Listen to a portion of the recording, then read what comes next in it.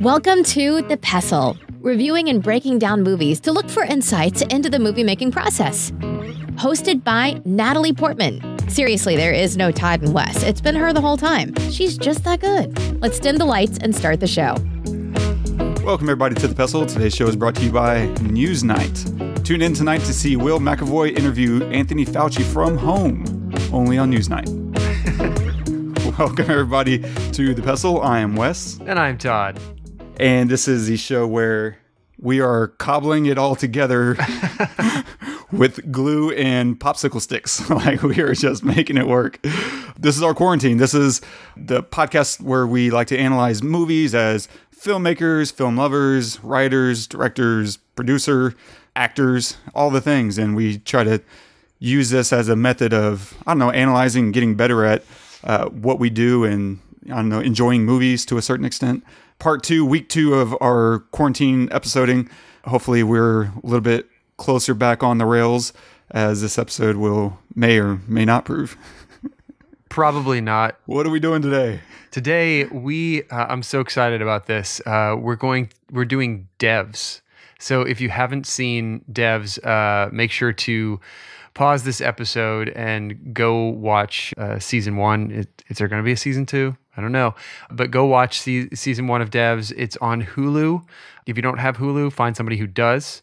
Or sign up yourself, either way. And make sure to watch that, because we're going to have a lot of spoilers going through this, and there are a lot. So many spoilers. We're going to talk about a few things and a lot of things at the same time. Cinematography, we'll touch on music, I'm sure, as well as story and writing and other such stuff and things and stuff. So a quick synopsis of the series. A computer engineer investigates the secretive development division in her company, which she believes is behind the disappearance of her boyfriend. Written and directed by Alex Garland, cinematography by Rob Hardy, featuring Sonoya Mizuno as Lily Chan, Nick Offerman as Forrest, Alison Pill as Katie, Jin Ha as Jamie, Cailee Spaeny as Lyndon, Stephen McKinley Henderson as Stewart, and Zach Grenier as Kenton.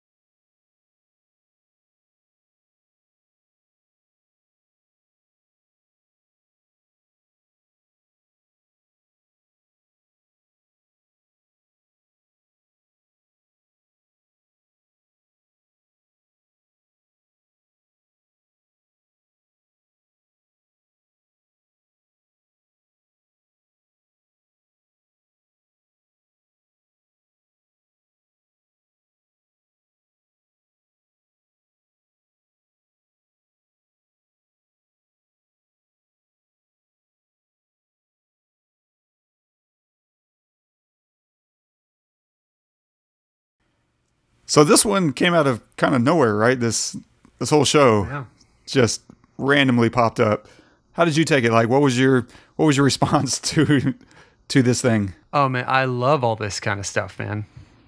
When you asked me if I had seen it yet, I had never even heard of it. I didn't know that it, anything about it at all. So going into it, I had no expectation. I mean, it was Alex Garland, so I was pretty stoked, but I had, no idea what it was about. So it was pretty great. We love sci-fi stuff and just science, anything, and theory, anything, and quantum, whatever it is, we love that stuff. So I totally eat it up. But I love how in this they reference a lot of actual science, actual scientists, famous ones with famous ideas and concepts, and they actually put them through the rigor in a lot of ways, that, and they challenge you as a viewer, one, to find out what all that shit really is. Like, is that real, what they're talking about? Like, because I imagine a lot of people, I mean, we've heard of it just because we've kind of looked at it and quote unquote studied it, just been intrigued by it. But, I think for most people who might watch this, they've never heard any of that stuff before. The word deterministic even would be like foreign. Like, what does that mean? Right. So for me, when that scene, and specifically, I was like, oh my gosh, this is going to be a long haul, and it's going to be much more interesting than I thought it was going to be. So I loved it. And I got to say that, Nick Offerman, what the actual F, man, that guy, the whole time there was first off, his hair is crazy. And I thought, what is this? Like, whoever did his wardrobe and hair is either brilliant or a complete moron. He just looked ridiculous the whole time. But that was whatever. It didn't even matter. His acting, his delivery was just freaking amazing. Like, it's really hard to deliver 90% of the lines he did deliver in a believable way. I gotta say, this is kind of one of the most difficult roles I've ever really seen for an actor, in my opinion. I feel like there's difficult roles, all over the place. I mean, Joaquin Phoenix in Joker is a difficult role, like Matthew McConaughey in Interstellar was a difficult role. Like, any role that is dramatic is difficult. However, this is like, I feel like a TV show, because it's so long and you have to develop your character over so much time, and you have to stay with a specific, feel for each line. Is way harder, and I feel like he just crushed it. He made this show for me. I feel like everybody, did a pretty decent job, but he just owned it the whole time. I kept waiting to have him back on camera, anytime he wasn't on camera. So yeah. I loved it. I loved the concept, which I'm sure we'll get into, and the science behind everything, and how the sets, oh my gosh, were incredible. The way that they feed you information throughout the whole season is really fantastic, and it really makes me feel good as a viewer to be trusted to follow it, like we talk about all the time. But anyway, so I loved it. I absolutely loved it. I couldn't wait for the final episode. When I finally got to episode 7, I was like, oh, let's go. So what about you? Yeah, no, same. All the way through, just exactly what you're talking about. Probably a lot of people have never heard of the double slit experiment. And so having that, discussed in a sci-fi show written by my favorite writer is like nothing could be better than this right now.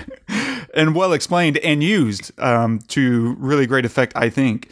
But I also love, like you're saying, Nick Offerman, fantastic role, fantastic job, and it makes me want to see him in more dramatic roles going forward, because he was absolutely gripping. Like, I could not take my eyes off him. He was just completely consumed with that part, and whenever he was out of control, and that's the thing. Like you were talking about, like the dialogue is really hard to make believable for all the characters. And I think a lot of that comes down to the way they paced it. They really took their time. It was really slow and steady. There was no rush. There was a lot of pausing between sentences as the character kind of grappled with what they're trying to say. And there's no emotional outburst, it's all very measured. And so that, I think, really helped to keep this scientific and make it rest on the plot and the story instead of just trying to ramp up the stakes through yelling, which even some of my favorite writers fall into that trap of, I'm just going to have characters yelling at each other and we'll call that emotional stakes. I'm like, okay. But here, the stakes were all in the ideologies and competing forms of worldview, and that just made it so much more exciting. But for me, when it comes to writers, like, I personally feel like especially after seeing this, I just have the most overlap with Alex Garland, and in the sense that I've had a lot of the ideas and the thoughts that he's had. Whereas I can go to a Christopher Nolan film and I'm gonna watch Inception or Interstellar, and I'm gonna be like, "Yep, I never had any of those thoughts," and that's what makes it so exciting. But sitting down to watch something from Alex Garland, I often feel like, he's treading on stuff that I've thought of, and by some amazing coincidence, he's writing it only 1,000,000 times better than I ever would have wrote it.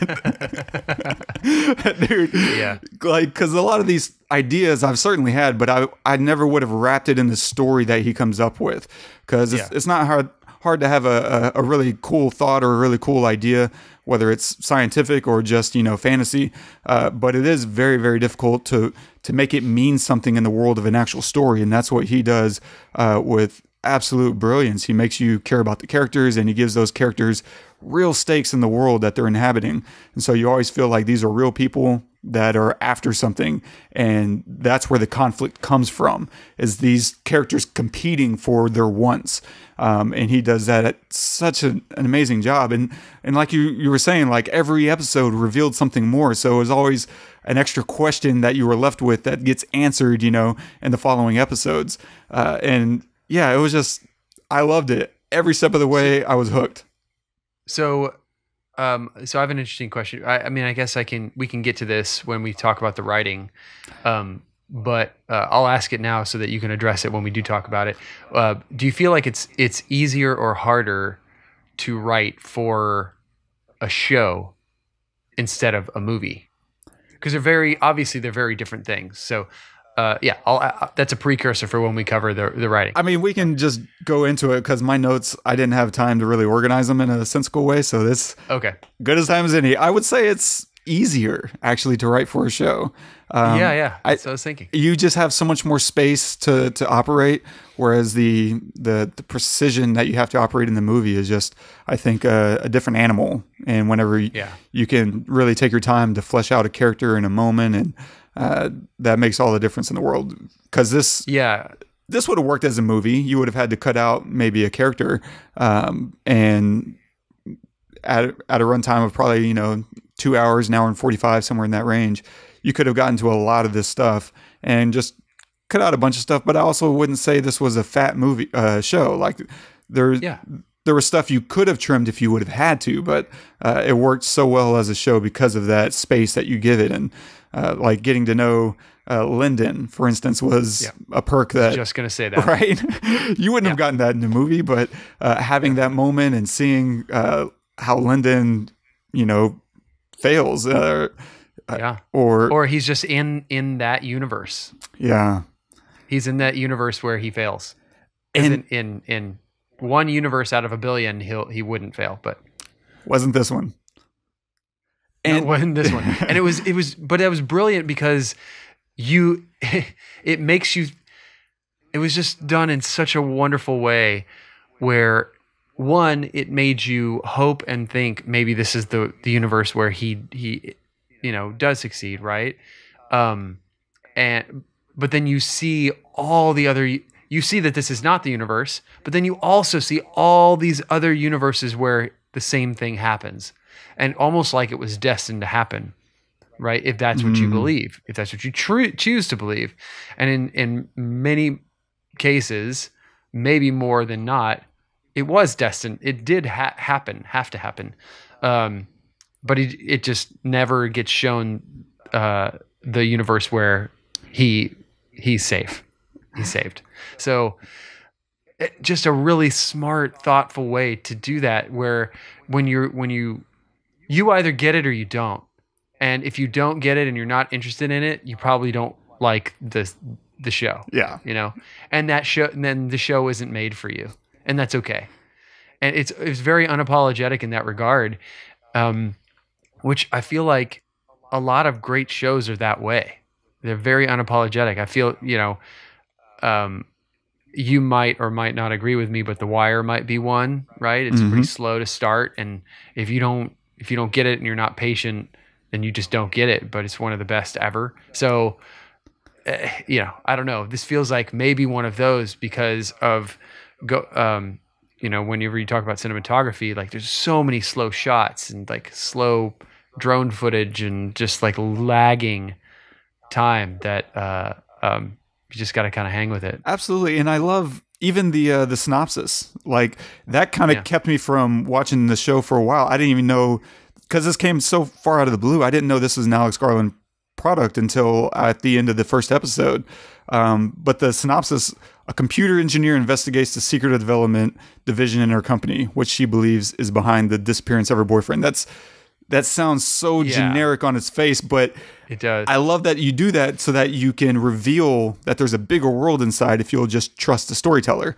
And they don't rush anything, like you're saying, man. They really take their time to set up the world and to allow it to unravel the way it needs to, instead of just let's throw a bunch of heart racing moments in there and get people hooked in the first 5 minutes. Because the first 5 minutes is basically montagey and two people doing the worst thing that you can do in any project, which is waking up and starting their day. Like that's like a cardinal sin.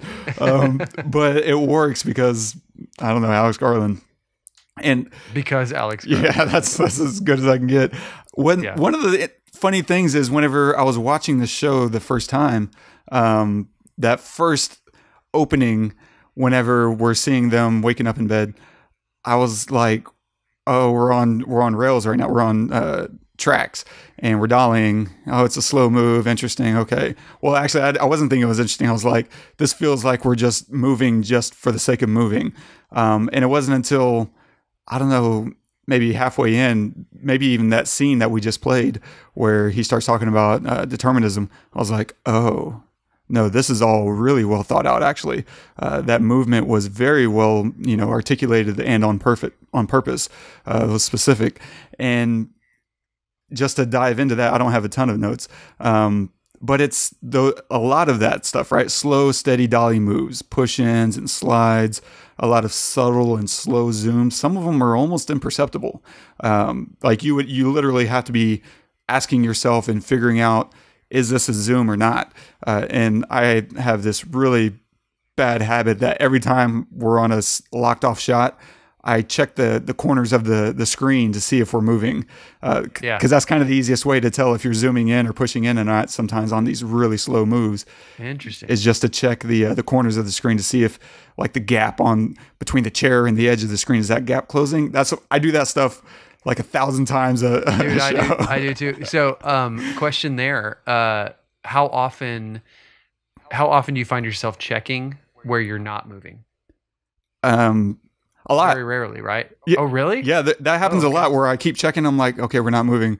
Maybe we're moving now, and I just keep going back, because a lot of directors will wait for that moment of, okay, now's the moment that we're going to get to the juicy part, and then they'll start kind of creeping in. So they might hold a shot for the patient ones, like an Alex Garland might hold for a minute and then slowly start pushing in. Like there's a scene in episode 6 when Lyndon goes to visit Stewart in his RV, and that's exactly what they do. We're in the back of the cabin, and we're watching them, and we're kind of just panning around a little bit, which you don't get a ton of in this show, but we're panning around, and then we kind of settle, and then as Lyndon kind of gets to his big question, we start slowly creeping in, and it's not for long, and it's not for very far, but we do creep in, and it's all for a purpose. Like, this is deterministic camera language, that you're on a steady and locked off track, like a train or a tram that Forrest says in the clip, and later in the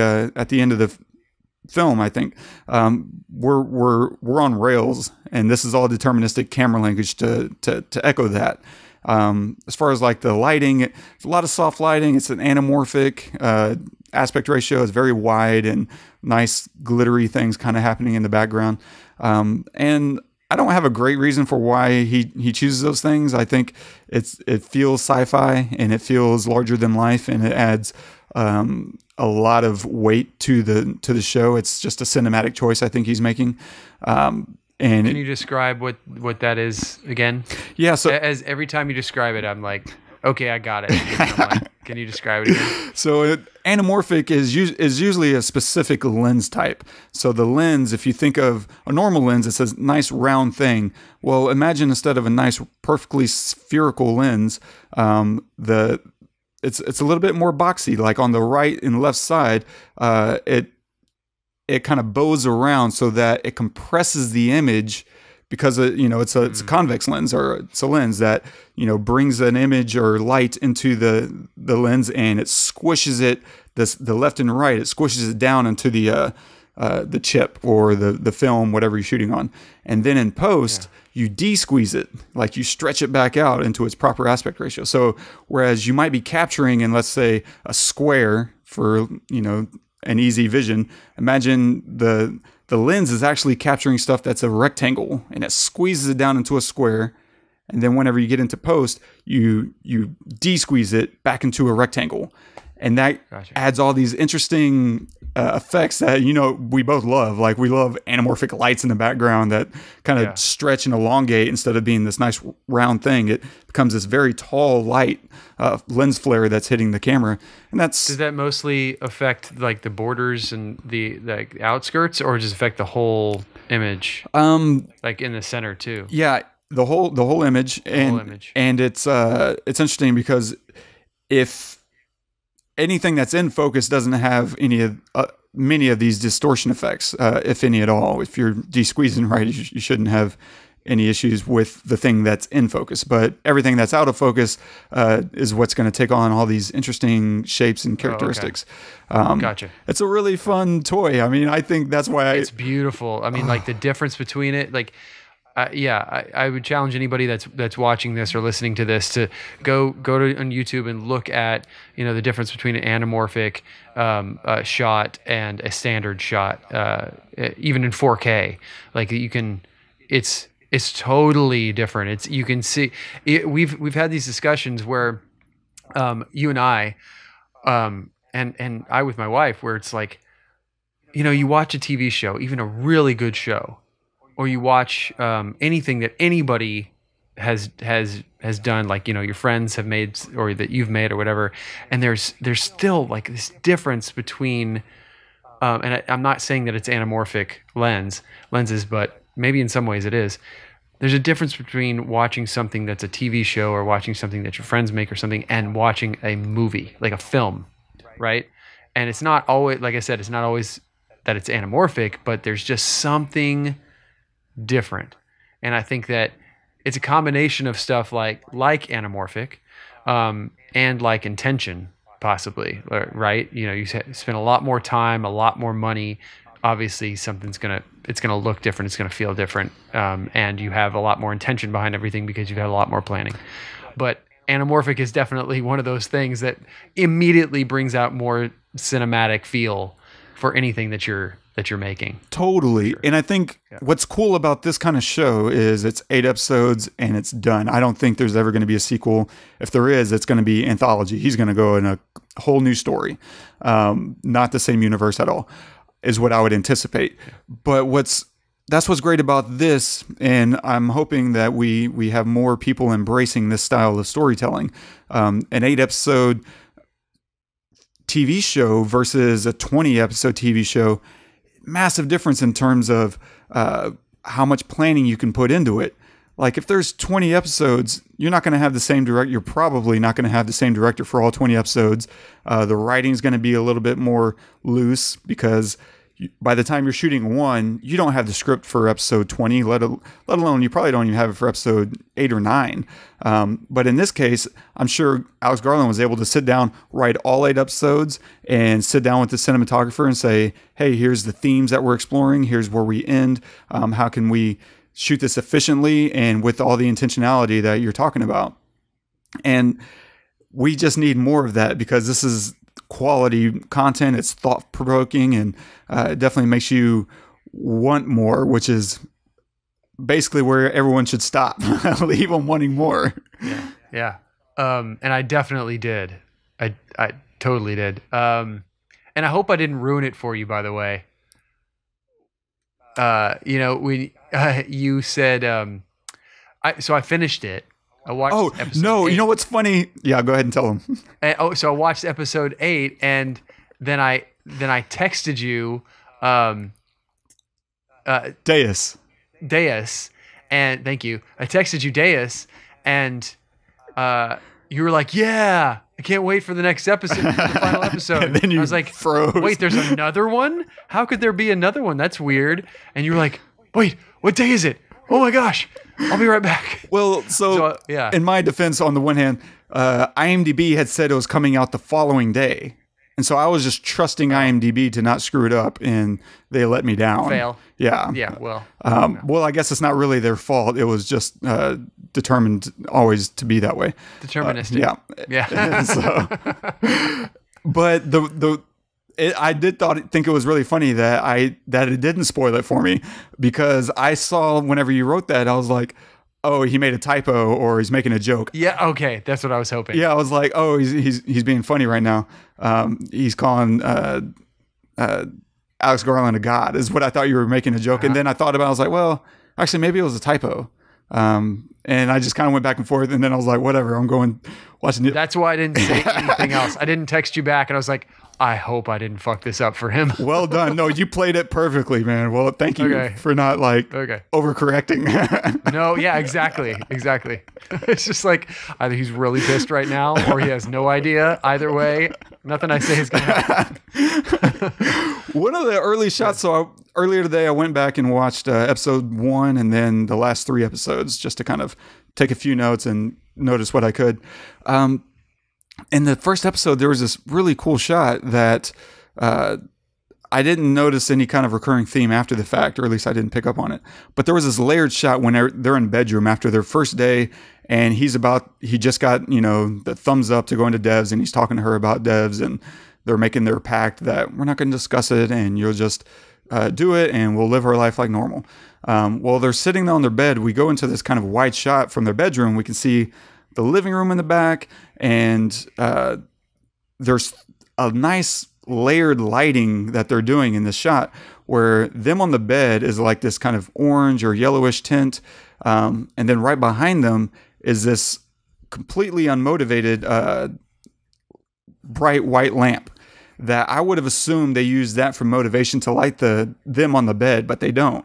Instead, that lamp just kind of lights the wall, and now there's this nice white light on the wall. And then in the living room, there's like another color, and I forgot what the color was, but and I was just like, this is interesting, because I didn't catch where the motivation for their lighting on the bedroom on the bed is, but suddenly we just have all this depth on depth on depth, looking from their bedroom into the living room. We have 3 layers of lights happening, even though I couldn't spot where their orange light is coming from. It was just beautiful. I was like, man, if nothing else, even if his writing wasn't brilliant, he and Rob Hardy really know how to freaking make beautiful images, man. It's just gorgeous.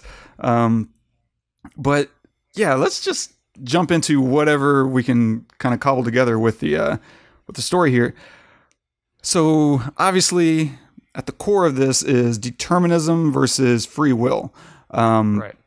And with the whole idea of determinism is they're kind of comparing us to robots in the sense that we're programmed and we don't really have any deviation or any option to deviate if you believe in determinism. And if you want to hear, this is kind of a fun conversation because this feels like he listened to our episode on Ex Machina. And if you go back and listen to that, you'll hear a conversation that... He probably did. He probably did. Of course he did. What else would he be doing? Nothing. Nothing. In that episode, what's funny is if you listen to that one, we have on Byron Reese, who runs a bunch of stuff, but he has this great podcast of his own about artificial intelligence. And he and I kind of get into an argument about determinism, basically. And my whole argument kind of came down to, if you could, and this is why I believe in free will still, even despite the show, I don't think that you could predict what I'm going to do tomorrow or today or say what next sentence is going to come out of my mouth. If you knew all the data about me and you put that into a algorithm and you found a computer that could actually run it and calculate it all, I don't think you could predict it. And that's literally the conversation that we had. And you might be thinking, well, yeah, you're saying all this because of the show. But if you go back and listen to that episode, this is literally the conversation that we have. And to his benefit, Byron really didn't weigh in or against. He was just like, it's an interesting thought. And he is far smarter. Is he deterministic? I can't remember that episode. Yeah, he wouldn't say. I don't think he had a horse in that race, but that's where I come down on free will. But throughout this show, they're kind of going back and forth and making these interesting comments. Like in the first episode, there's this really fun little sequence where Lily and her coworker start playing a game of Fibonacci sequencing, where her coworker kind of turns to her and says 1, and Lily looks back and she says 1, 2, 3, 5. And now, if you don't know what Fibonacci sequence is, it's where you start with 1 and then you add the last 2 numbers in the sequence. So 1, 1 becomes 2, 2 plus 1 becomes 3, 3 plus 2 becomes 5, 5 plus 3 becomes 8. And so they run through the sequence until it gets into the thousands. I couldn't get it into the tens. But after that, after Lily wins, what I love is she has this comment her coworker makes where she says, "You have them memorized." She's like, "No." And she says, "You're a machine, Lily." And it's this great little subtle commentary about she's a machine. We're all machines. We're all robots. We're all programmed, and we're all predetermined. And that conversation definitely runs throughout the entire show. And I can't quite reconcile or fully wrap my head around maybe that there is obviously this question between God and humankind that's running through even in the title, right? Devs is a joke for Deus.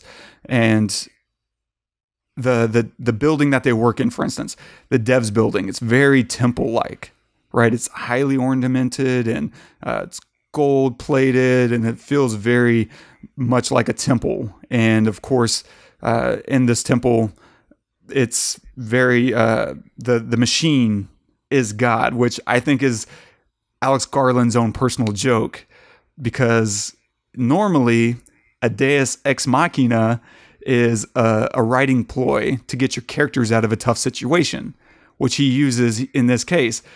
But in this case, he literally builds a god in the machine.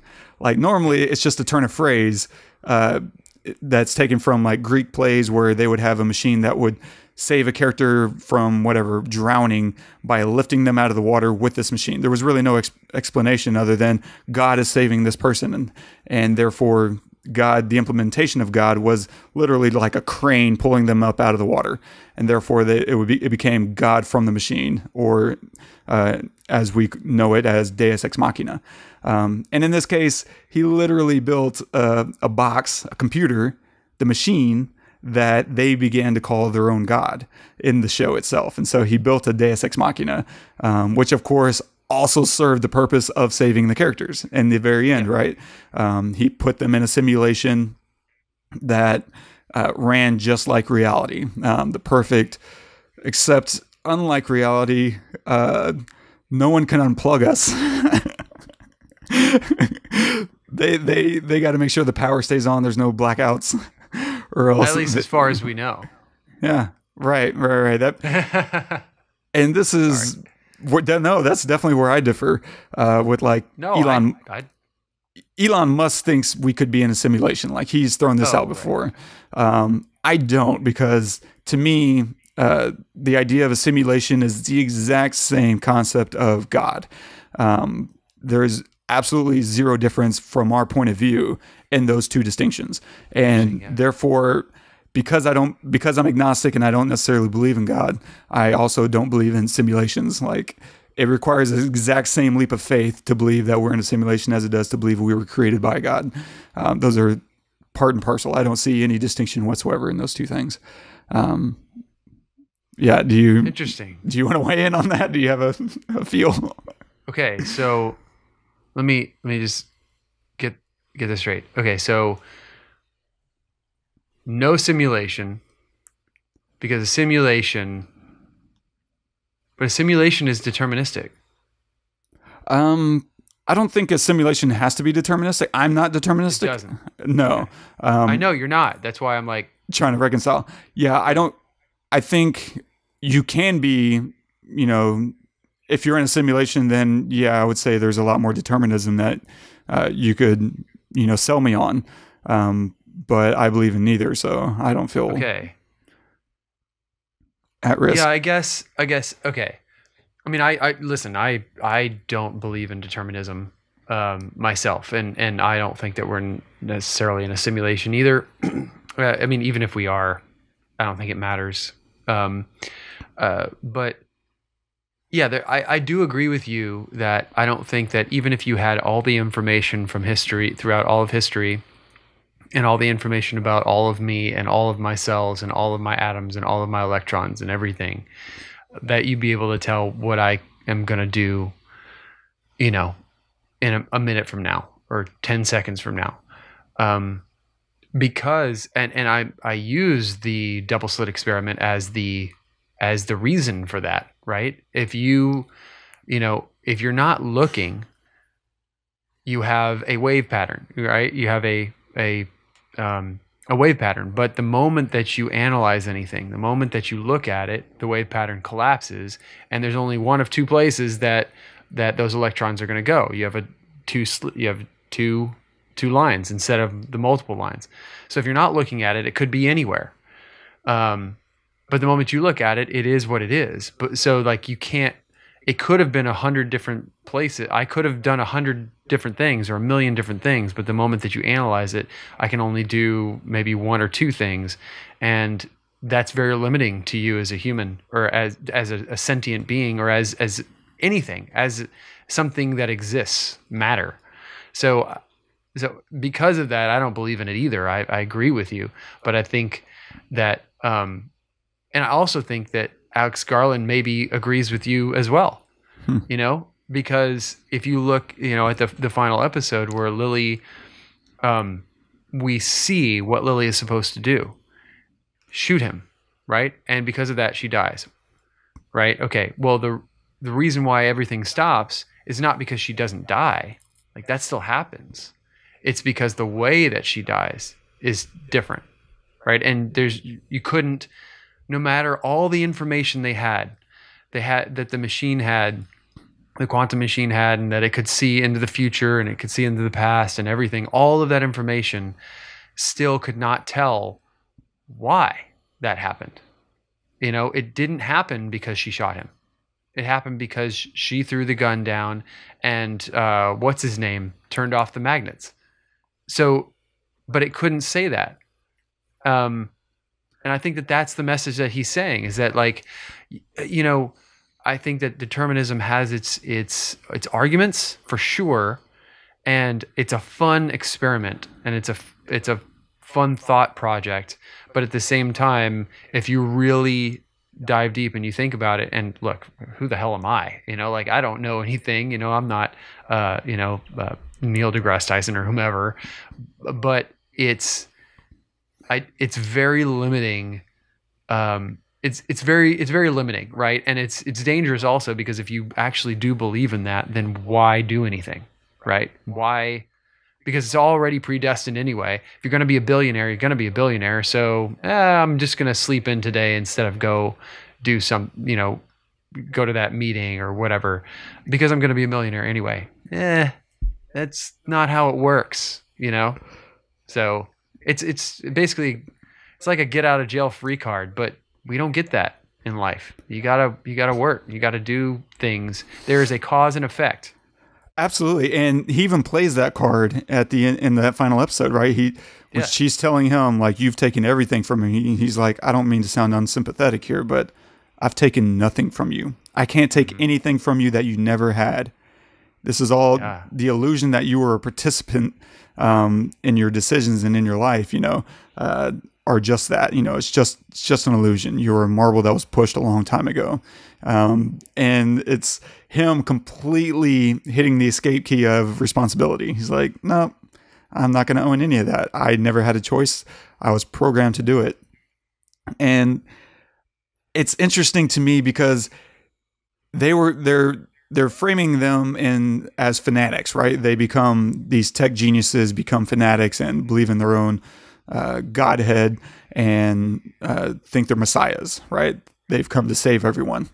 And what's interesting about that is because they're fanatics, they want to believe their ethos. Therefore, they never challenge it. Lily was the only one who stood up and challenged it. And that was what, ultimately, she kind of became the Eve, or the maybe even to some extent the Christ-like figure. But I thought that's a really interesting spin on what he's getting across, because where I took the double slit experiment was in that moment that she made that choice, and Stewart demagnetized the rail or the cart and dropped it and killed them both. It to me said that the machine was showing them both two different things. The machine never showed Stewart, I don't believe, that she shot him. The machine always showed him that he demagnetized it. That was always what he was going to do. And from his perspective, and because it's all about, the observed outcome. And that's what changes based on what you perceive can, go back and change history or whatever. And whereas she, and the reason they could never see past that point, obviously, and the moment that she presents the whole scenario at the table talk, which is an amazing episode where they just sit and talk. That's like my favorite episode of this whole series, when Lily and Jamie go over to Forrest's house and they sit down and talk. Like, that's the most gripping to me of this entire series. And in the moment she says it, Katie says, you're gonna come over to the devs building, and after that nothing's gonna happen. And to me, Katie is a bit of a play on Cassandra, which is a Greek priestess or goddess, if you will, who was known for her prophecies. She was known to make true prophecies, but she was cursed because the people that she told these prophecies to would never believe her. And so she had this, really rough gift that I can tell you what's going to happen, but you're not going to believe me. And here we are, Katie and Lily are sitting and talking, and Katie's telling her, you're going to come tomorrow night to the devs building, and you're going to do something that's going to break the system. And Lily's like, no, I'm not. And she's like, okay, here we go. But the moment that happens, exactly what's going to happen. You know that Lily's going to watch the future, and then she's going to contradict it and see what happens. Like, that became plain on his face. And so we're kind of waiting for that to happen for 2 episodes. And then when it happens, what you don't see coming is Stewart just completely putting everything right back on the rails. And that's such a great moment, because I was still okay with everything happening. And it made me wonder, like, wow, how's Forrest going to take this? How are they going to handle this? And then whenever you start to see the box tilting, you're like, oh my God, it's still happening. What the heck? And then you see, Stewart doing his thing. And it's such a great reveal because you get proven right and wrong at the same time. And that's a really satisfying experience. Yeah. I love that stuff. I love, feeling That's that. brilliant. There's also a lot of, I don't know how else to put it. And I don't think that I'm necessarily right, but it feels like there's a lot of druidic imagery. Like we're in the trees and the trees have all these halos, and the music has all these chants and these woodwinds playing, and it's very eerie, and it feels very druidic to me, but I don't know exactly how that would translate. I guess you could say that it's some maybe Christian on a certain level. I couldn't make that argument very strongly, other than there's a lot of conversation about God going on. But It feels idolatrous for sure. Yeah. I mean, the huge statue of his daughter. I mean, like, my God. Yeah, that's right. Yeah. We know what he was really worshiping, which was his daughter. And yeah, so I don't really know exactly what to make of that. And of course, the name itself, Forest, is trees, and lily is a flower. And so you can feel a little bit of a contrast of nature that's happening between our two leads as they're kind of coming into contact. Lily being something that lives out in an open field, and a forest is something that kind of dominates, and the overgrowth probably kills a lot of flowers in the lower vegetation. And so there's, some interesting nameplay that's happening there. And I think Katie is a bit of a derivative of Cassandra, and in a little bit of a stretch, but it's, phonetically a little bit in there. And yeah, so there's certain things I can't quite, wrap my head around. Maybe if I actually sat down and watched it from, start to finish again, they would start to piece in there a little bit more. But the other thing that I wonder is if after that moment that it becomes white, the reason that became white is it collapsed, in the sense that they had been living in a multi-world universe that now collapsed into one of those other paradigms that they reference. And so the model only worked while it was a multi-world universe. And maybe after those two things happened, Stewart versus Lily's decisions, maybe after that it became, it collapsed again into a single universe. And now their predictive model, no longer had any utility. And therefore, well, you said something interesting earlier when you were talking about it showing different things to different people, the machine showing different things to different people. That actually is like really intriguing. Two people could be watching it and seeing completely different things. Yeah. So that's really that's yeah, I don't know where else to take that, but I don't either. It's a fascinating idea that I think is lightly inserted into the show. And Alex Garland is the type that he's going to give you a really satisfying, explanation, or at least a experience, and then maybe hold some cards to himself. That's for people like us that are like, man, there's more in there if you dig around a little bit. But for those who don't, for those who don't want to, dig any further, yeah, it's fine. But there's so much more in here. I feel like even the gold pillars kind of look like monoliths to me, which is kind of a 2001 reference. And monoliths being kind of these agents of change and growth, and it's this, and even all the kind of cubic. I don't really know what to make of some of the iconography. I definitely felt the sunshine influence behind some of that stuff. And I can imagine that he called up Danny Boyle and said, "Hey, here's what I'm working on. Tell me a little bit more about how you shot, that, and how you would do it differently." And if I had that connection, I was going to make the show. 1000%. I spend 2-3 hours talking to Danny Boyle about that experience. God. That would be nice. Yeah, I mean, about anything really. So this is just really intriguing. is the ending where Lily sees, where the machine shows Lily and, shooting Forrest.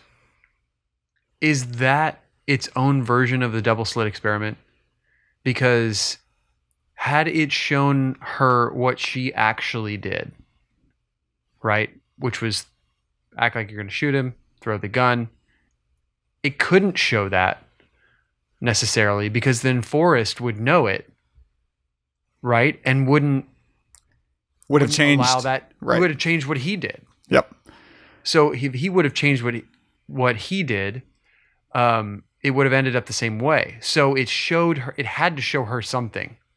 So it showed her what is going to cause her to break what it was showing, right? Yeah. In order for the same outcome to happen. Right. Yeah. And I think, am I making sense when absolutely, I'm saying? okay. And the funny thing about that is it also reveals that Forrest wanted to die. Like he was looking, to let all this happen for sure, so that he could be reunited with his daughter. But it's funny because in a sense, it could have happened without her involvement. Just by allowing all the science to catch up with him and then like kill yourself. Like there's no reason. And so showing her what she needed to see and showing them what they needed to see, probably all the same thing, as opposed to Stewart, who was watching a completely different reel. He was experiencing something else. And totally. it was funny because the seed for why he changed was planted by Lyndon in that conversation that they had, where Lyndon says Forrest isn't a tech genius, like he's insane and he's trying to resurrect his daughter. And the Stewart really want him to have that kind of power.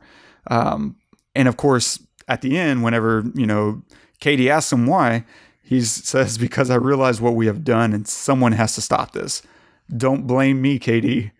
It was predetermined. Like, what a salt in the wound.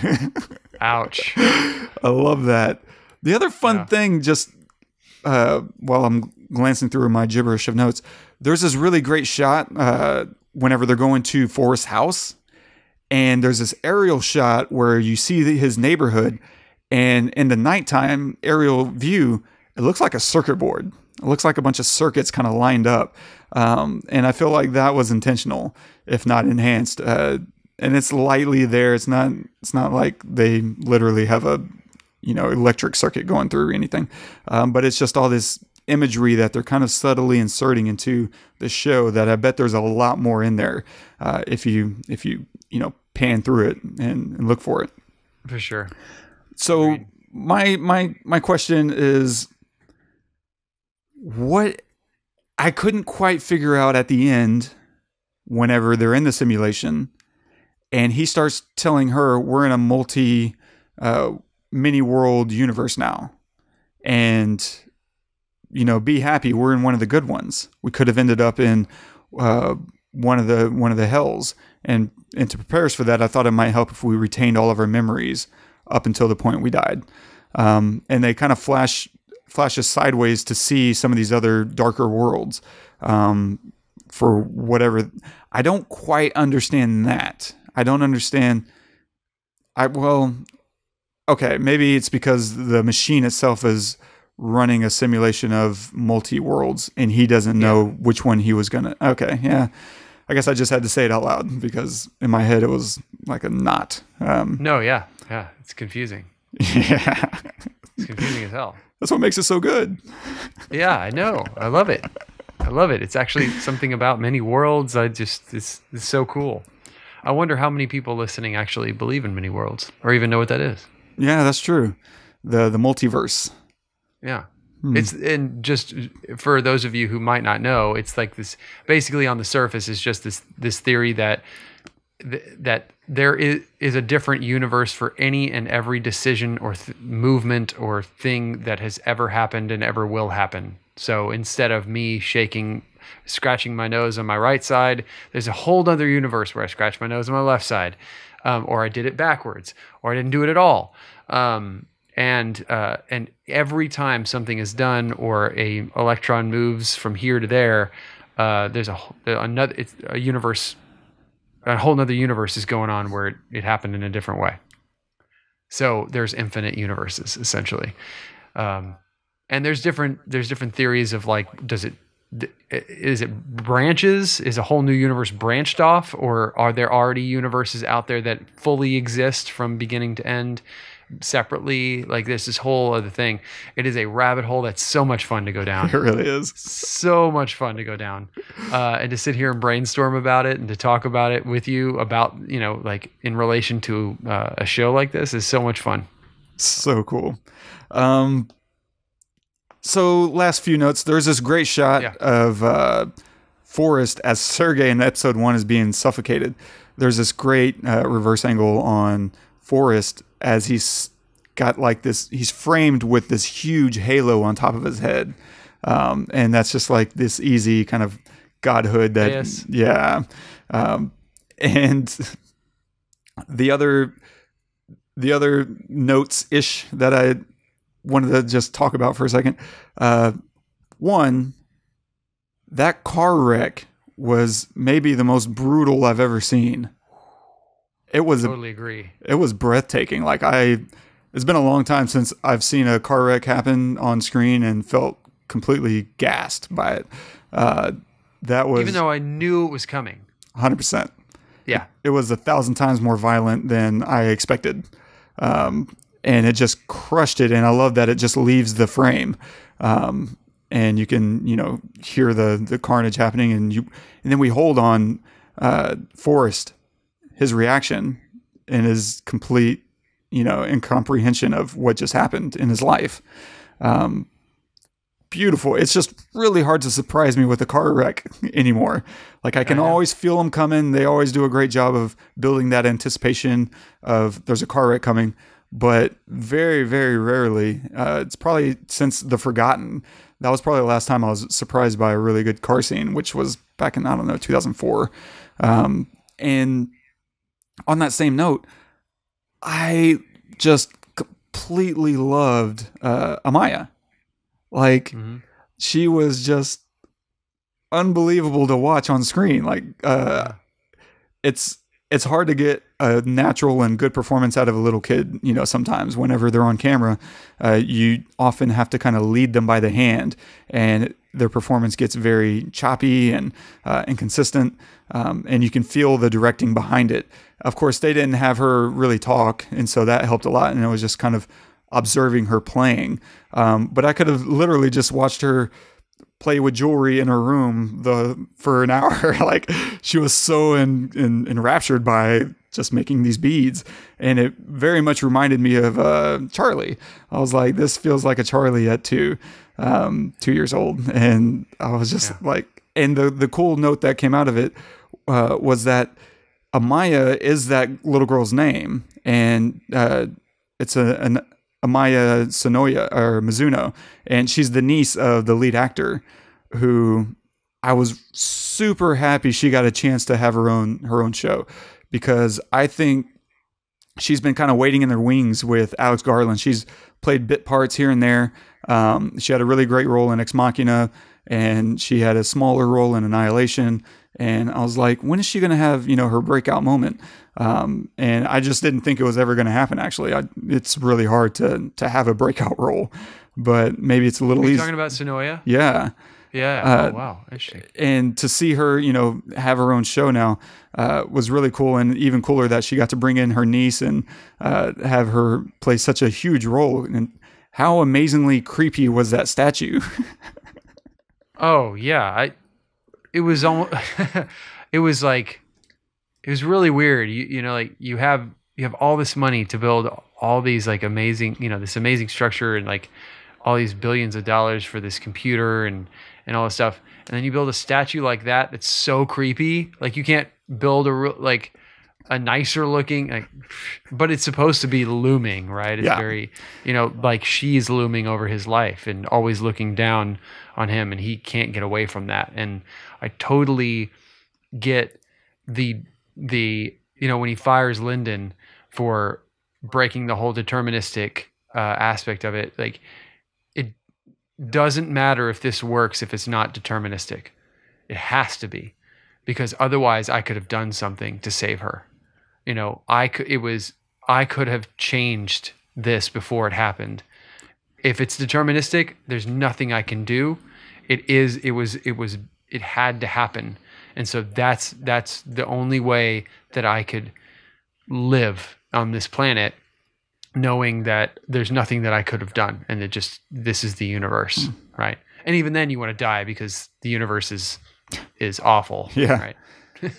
Terrible place. Good. Anyway. Yeah. Good Lord.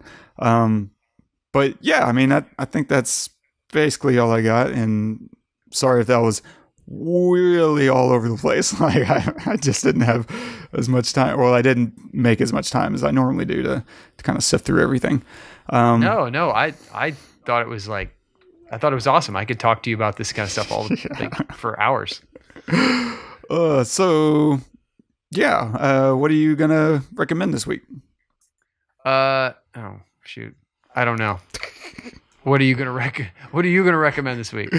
If you want to see Nick Offerman again taking on, and by the way, just while we're talking about actors in this, Sonoya Mizuno, right? Nick Offerman. The person who played Lyndon is actually a girl. It's Cailee Spaeny. I don't know if we're pronouncing that name right, but that was actually a girl playing a boy's part. I was so. Oh, that's so awesome. I knew that. I knew that, dude. And I was every time I saw Lyndon on screen, I was like, is that a girl or a guy? I guess it's a guy, but dang it. Yeah, interesting. Yeah, because I kept waiting until someone made a reference, some kind of gender reference or whatever, you know, if there was going to be some gender neutral character or whatever. I wasn't sure where they were going until they said, you know, someone said boy or something like that. Or maybe it was whenever they're watching the Marilyn Monroe sex scene. I was like, oh, okay, he's probably a boy. Maybe that was, you know, me making an assumption, but I'm pretty sure they called her a boy in the show. And I was like, I love that he cast her. She was amazing and perfect. And once I had buy-in, I was pretty much good to go. I was like, oh, it's just a younger kid and who's, you know, a genius or whatever.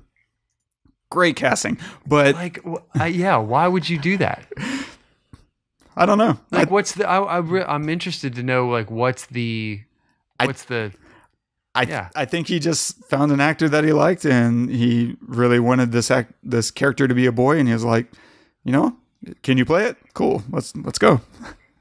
I love that. I love that so much.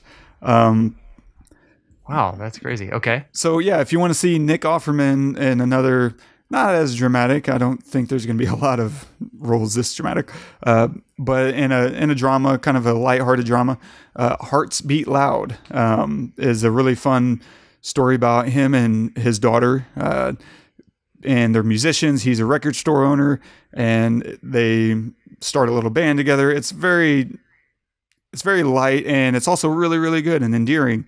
Todd, you probably shouldn't watch it because they're musicians and you hate movies where people play music. Or act like they do. I think in this case they probably do. I don't know. Nick Offerman plays the drums or the guitar. I'm not even sure anymore. But yeah, I like him. That was the first time I saw him in something that wasn't Parks and Rec, and I haven't really watched Parks and Rec, so I didn't have a hard time buying in for me. But yeah, Hearts Beat Loud. Wow. Okay, cool. Awesome. I know exactly what I'm going to recommend. Sorry, I'd just forgotten it. But I wanted to recommend this last week and I just didn't think of it. But I'm going to recommend, it's a Netflix show called Unorthodox. If you haven't seen it, you should. It's only a few episodes about based on a true story about a woman leaving the Hasidic Jewish community in New York. And it's incredible. It's unbelievable. Like, sat down and watched the whole season in one night. Whoa. With my wife. Yeah. You haven't seen it? You haven't heard of it? No, I've been seeing, like, you're the second person to recommend it to me, actually. So I'm definitely going to check it out now.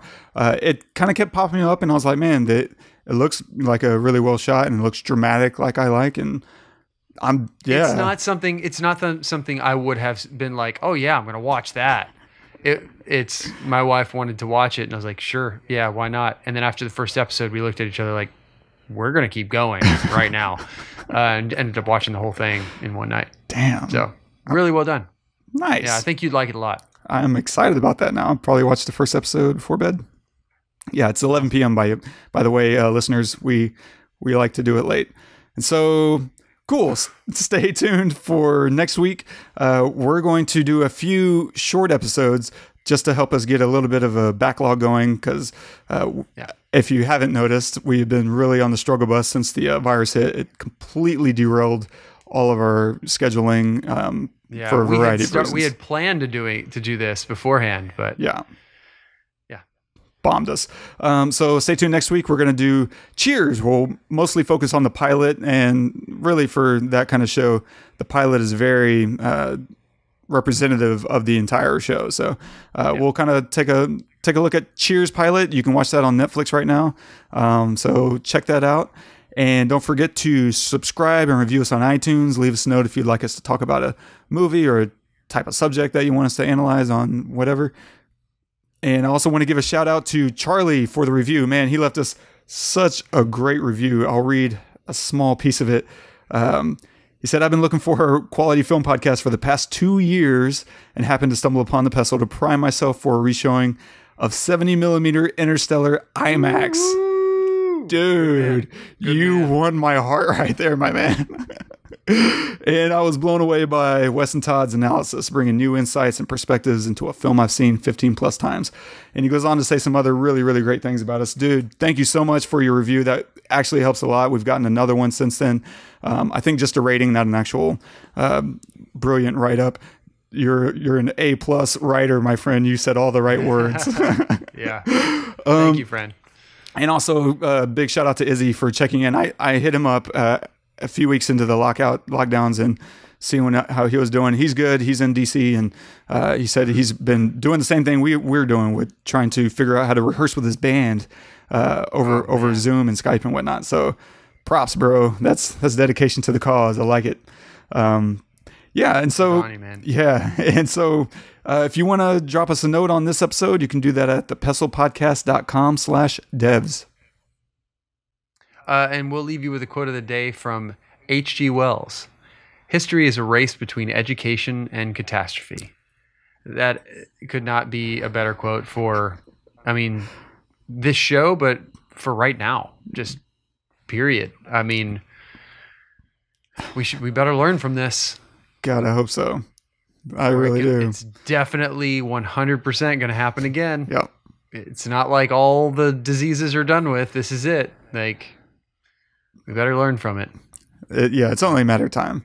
And in that same vein, whether we're talking about technology, medicine, just the advancement of our world in a variety of ways, it's a really fine line with how we choose to use a thing and learning from our mistakes in the past. It would have been super easy during the Cold War for the entire world to have, gone up in smoke. But we learned hopefully that, there's such a thing as mutually assured destruction, that, I'm not going to kill you because that would just mean that I die. And similarly, we're getting into new areas with technology that could easily turn bad. This virus, I have seen and heard no reasonable evidence that it was lab created, but there's no reason that some other virus couldn't be lab created or honed or modified, or it's hard. It's really, really hard, but scientists like challenges. And so hopefully what we learned from, the coronavirus outbreak, COVID-19, is don't mess with it. Learn what we can from it and keep things as safe as possible in the lab. And hopefully, we're better off for it. And this could have been so much worse in terms of outbreaks and viruses. This could have been so much worse. When you start thinking about Ebola and viruses that are much more destructive. Imagine combining the effect of Ebola with the contagion of something yes. Anyway, yeah. So interesting. H.G. Wells. I was struggling. That was a last minute pull. It's amazing. Incredible quote. Well done. Thanks. Wow. No, this was a blast. Thanks for the idea. Man. Fantastic. Episode number 2, quarantine version. I don't mind it. It's not so bad. Yeah, we're figuring it out. Well, until next week, guys, please stay safe out there. Stay home and enjoy your family and enjoy Zoom meetings and all that stuff, and just take care of yourselves. And join us next week. We'll be doing Cheers, focusing on the pilot. Until then, I'm Todd. I'm Wes. Go watch the movies.